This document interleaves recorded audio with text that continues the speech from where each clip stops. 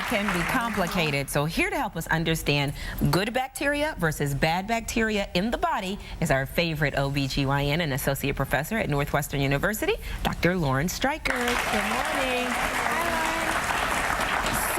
I think one of the things that we want to kind of make real clear, we know there's good and there's bad, and the body needs both to operate. Absolutely. Everyone has this idea that bacteria means infection, and it can, but bacteria also means health. We have to have a healthy balance.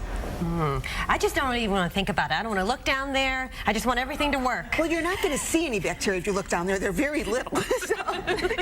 But you're absolutely right. You want everything to work, and that's why when it's not working, women get very aware that something is off.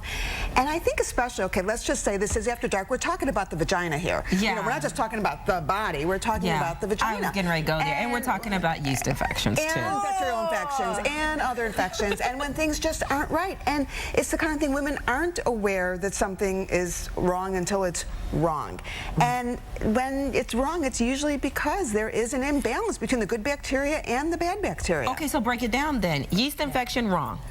What, right? Yeah, basically, the other interesting thing is most times when women think they have a yeast infection, they don't. They have a bacterial vaginosis. Okay, what's the difference between the two? And the difference is that normally there's good bacteria in the vagina, the lactobacilli. We call those our knight in shining armor. They come in, they keep everything in balance, no odor, no discharge, no irritation. Sure. But if something tips the balance so that the lactobacilli cannot do their thing, then the bad guys move in, Gardnerella. And Gardnerella is what causes bacterial vaginosis, which is when women get that funky odor and the irritation and the discharge, as opposed to a yeast infection, which is also an imbalance, but then women get that cottage cheesy discharge and the itchy and all that. So they're two very different things, but most women, as soon as something's off, they think yeast, and they run to the drugstore and they spend a lot of money on a product, which might help, but it might not. Now, you just said something tips the balance because the good guys are all there working, right? Then the bad guys come in. What makes those bad guys come in? I will tell you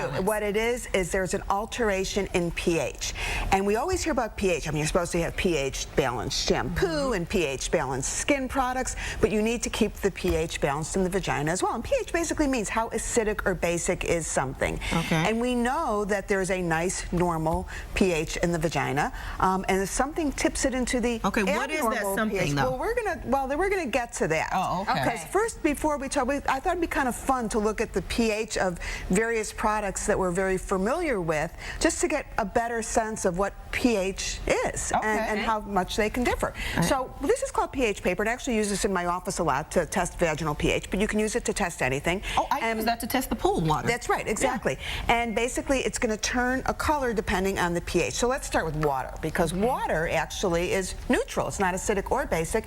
It has a nice pH of 7.0, so you can see this little square there is turning a little bit dark, which correlates with a pH of 7. So that's where, in general, nothing's too acidic, nothing too basic. That's neutral. Now, which one of these squares are you looking at? We're looking at the second square right now that just turned green. Yellow is acidic, and green, the darker it is, the more basic it is. Okay. So then we get to soy milk. Soy milk,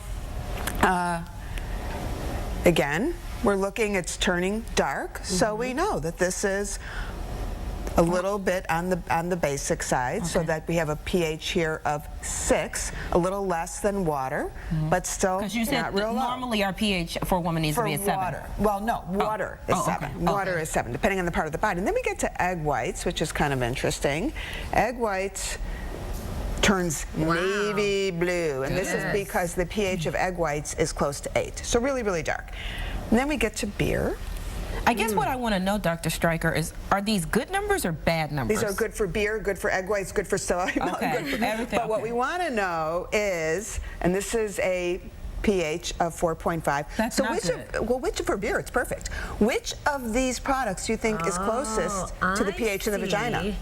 Oh boy, for a healthy vagina. Oh my goodness. Water? Water? Water.